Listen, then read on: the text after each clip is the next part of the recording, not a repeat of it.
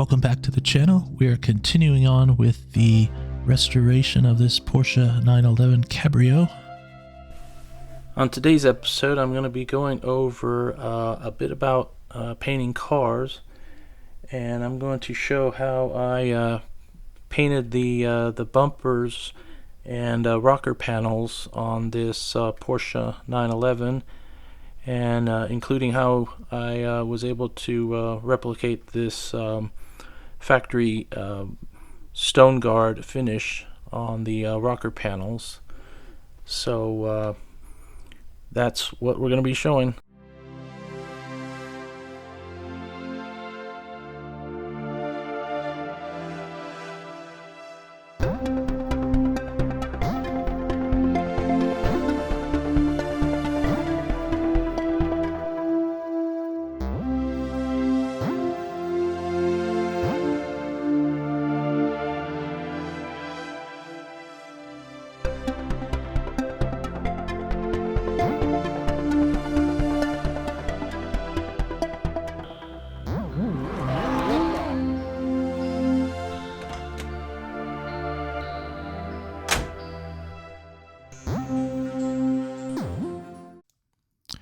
Previously, I had done a complete rebuild of the motor and the transmission on this car, but the owner has decided he really wants to get the vehicle's appearance back up to standards. So it's running or no? It's turning over. Okay. So unfortunately, the vehicle had an electrical issue which did not allow us to start it. So we had to basically push it onto the trailer, and it was pretty hard to do. So we had to elicit the help of a neighbor, and unfortunately, he had put a pretty big dent in the rear lid. Another dent. There were dents there already, but he put another sizable one there.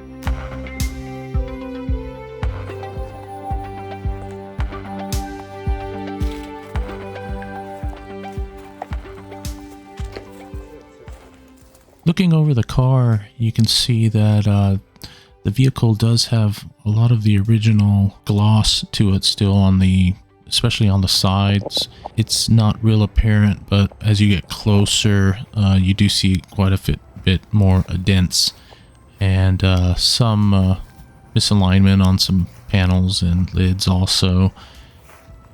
Oh, and look, I popped out the dent on the rear lid.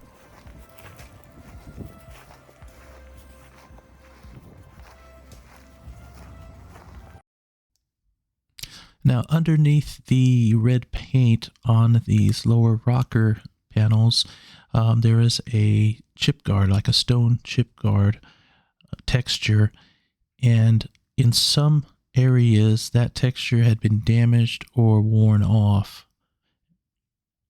Textured finish is not present on all 911 models. For instance, my The 1979 project car here does not have any texture on these lower panels.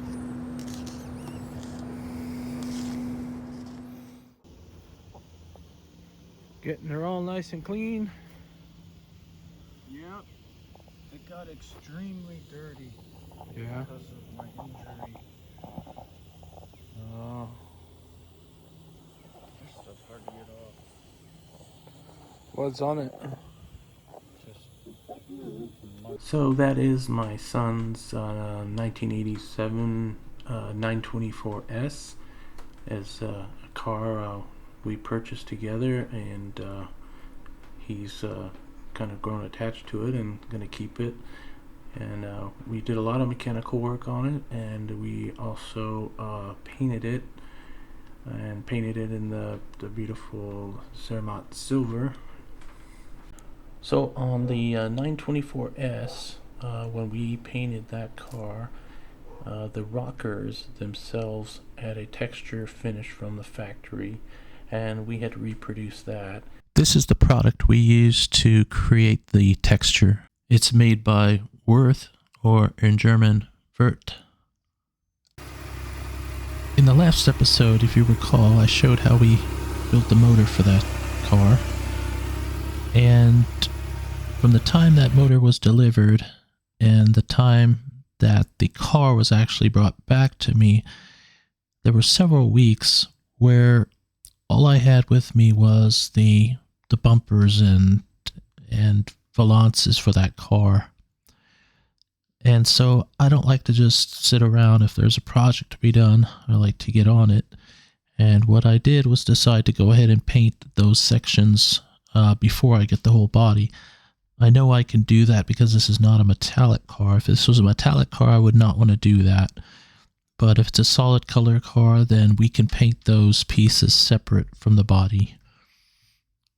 So the pieces we started with were in pretty rough shape. They'd been received a lot of rock chips and just general road debris hitting them, and kind of bent up and needed quite a bit of attention. So the first step is always to start out with cleaning the panels using a degreaser. And this is to get off any wax that the car had on it or any grease. And so you don't start rubbing this stuff into the paint further when you start sanding it.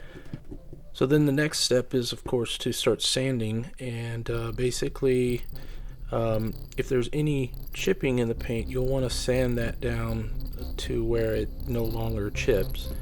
Any dents will also need to be filled in with some body filler. And then if you have any exposed metal, you'll have to etch that. You'll have to spray that with an etching primer. So once you've got it sufficiently roughed up, then you'll basically put on some primer surfacer. This is a high build primer that will allow you to fill in any of these scratches that the underlying surface has. So you'll want to put on about 2 or 3 coats of that primer surfacer, and then after that's dried, sand that stuff down, and hopefully you will be able to sand down and fill in all the cracks, all the crevices, and all of the scratches that were present. At the end of that, if you find that you still have that you've gone into the metal again, or then you might need to recoat it and put some more surfacer. So you're trying to build up a surface that you can basically paint onto.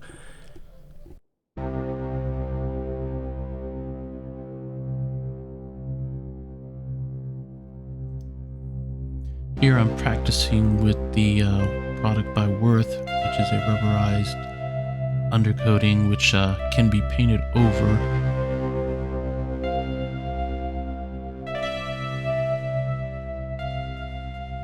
So with the textured spray, it's best to basically determine a distance from the surface and a speed of movement of the gun. And you'll pretty much just have to do this by trial and error to come up with something that works good for you.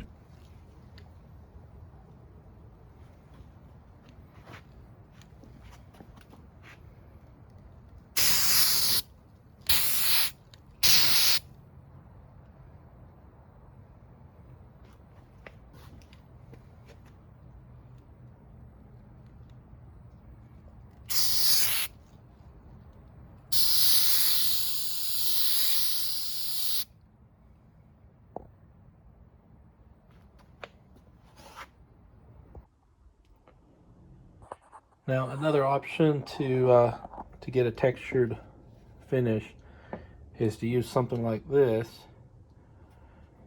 With this kind of gun, and I'm missing the bottle here, but you fill the bottle up with a product that is like a rubberized undercoating product that you get at the auto paint store, and then you use this, and it's basically hook it up to your air, and it's just a splatter type of thing, and you can adjust it by how far you hold it away, and you know how much pressure, air pressure you have, and so on. This works pretty good. I've used it to do like the underside of simulating the old 911 texture on the bottom. That works, you know, pretty good. But of course, this is just a lot more convenient. However, if you want a thick texture like what you find on the targa top of a 914 or on the bottom of a 911 on, you know, the floor pan, then you really need to use like a splatter gun. But if you are only repairing a texture, like let's say there's already a texture down and you just need to improve it, then using the canned Wurth product in the spray, it's just fine. Here we have some photos of a 1968 short wheelbase that had the floor pans replaced, and after doing that, I sprayed the texture with the splatter gun on it, and can see how it came out looking really nice and very close to what was originally under there.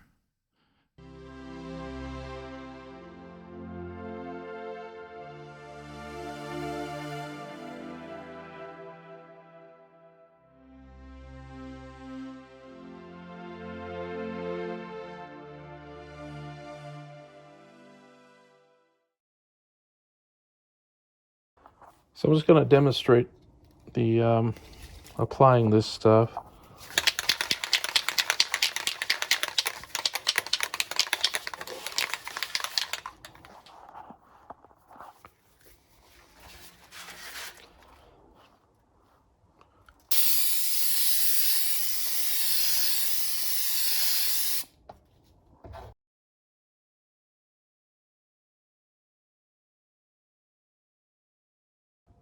So that's what I would consider one coat there. It's not, I don't have perfect coverage, but really to do something like this, you're really going to probably need at least 2 coats. Now if you're going to paint over it anyways, it doesn't really matter that that little bit is showing through there, but what you're trying to achieve is a uniform texture. So we could demonstrate what would happen if you just put on more right here on this part.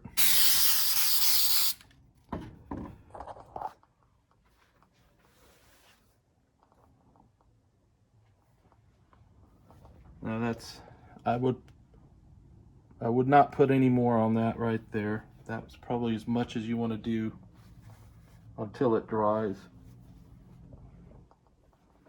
So I would allow this area to dry, and then put more on, and keep varying the technique as you practice. You know, like if you hold it closer, for instance.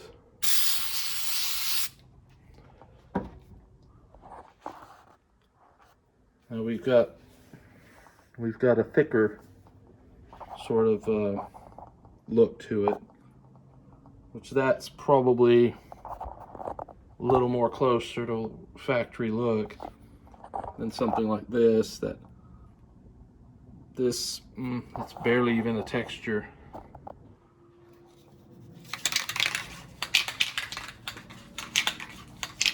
But then again, that is not finished. So basically the instructions say to keep applying until you get the texture what you want. It is thicker here and thicker there. Well, that's where I stopped and turned around. It's a good idea to go past whatever you're painting, and that way you don't get the buildup where you don't want it.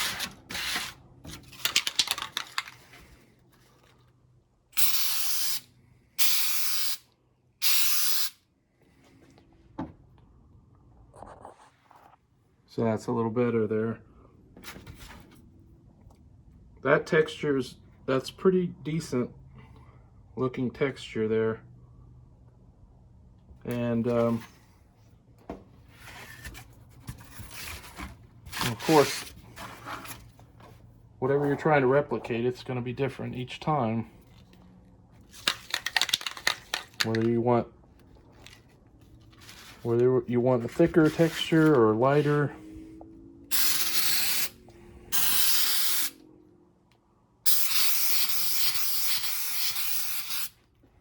Now obviously that's no good, right? But that might be okay if you're doing like the bottom of a vehicle, where a lot of times the texture that was applied by the factory does kind of look like that. Was reading the instructions. If you force dry it, what happens is that the surface dries, but the bottom never really does. And then that traps solvent in there, which will eventually come through and peel off whatever top layer of paint you have on there. Now here's some video of me applying this aerosol-based Wurth texture to the top of a 914, and what I'm doing is I'm only doing touch-ups. The damaged areas of the texture were sanded, and then I'm applying some touch-up. And note that I only recommend this if you're doing touch-up. If you're doing a complete texture of the targa top, then that's a whole nother procedure, and I can share that in another video.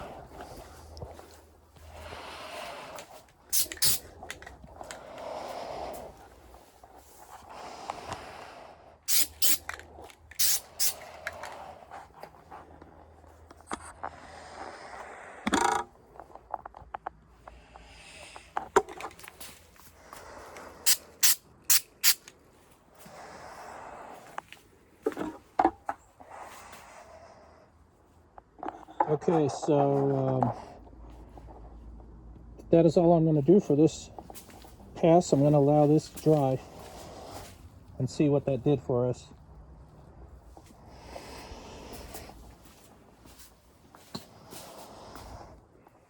And we'll see if we have to texture any little bits more. What I'm doing now is I'm just hitting the spots that were sanded flat. Maybe I'll do this one more spot here.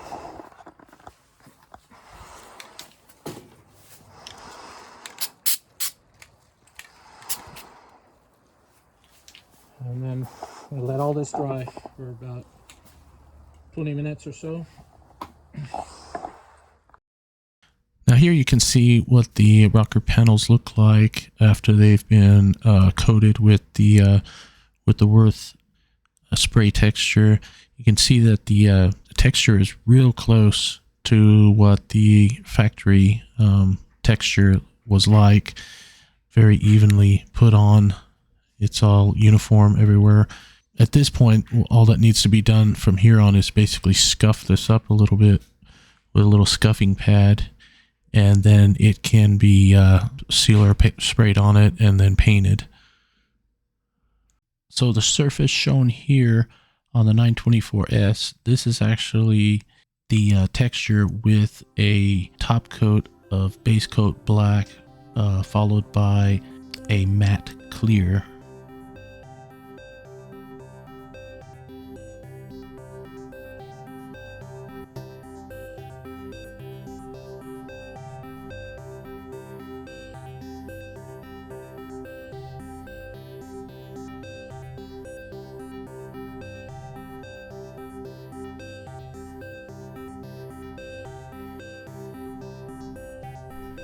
So the bumpers and the rocker panels and all the little pieces were painted with the base coat, and then followed up by 2 coats of clear, and everything went smooth except for one thing.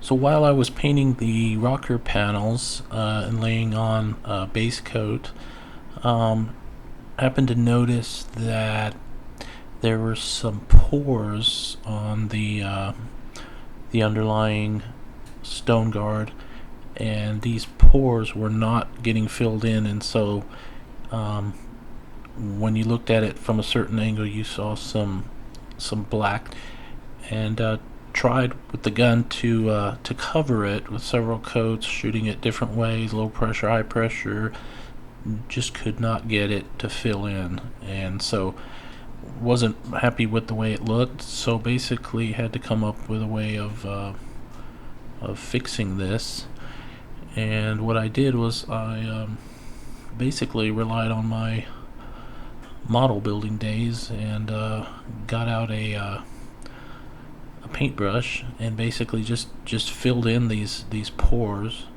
filled them in, and with some just base coat, and then went ahead and shot over it again with base coat, and then clear coat again. So you couldn't tell at all that I brushed that in, but that's how I was able to fill in those pores.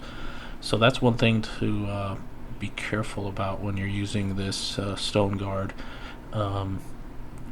Try not to have any of those pores, or at least before you shoot over it, make sure they're filled with some sort of medium. So that's just an example of one of the many things that can go wrong while you're painting cars. So bringing the parts outside into the sunlight, you can see everything looks really good, and even the also the rocker panels with the StoneGuard subsurface, they all came out looking very good after I did that little treatment to them and resprayed them.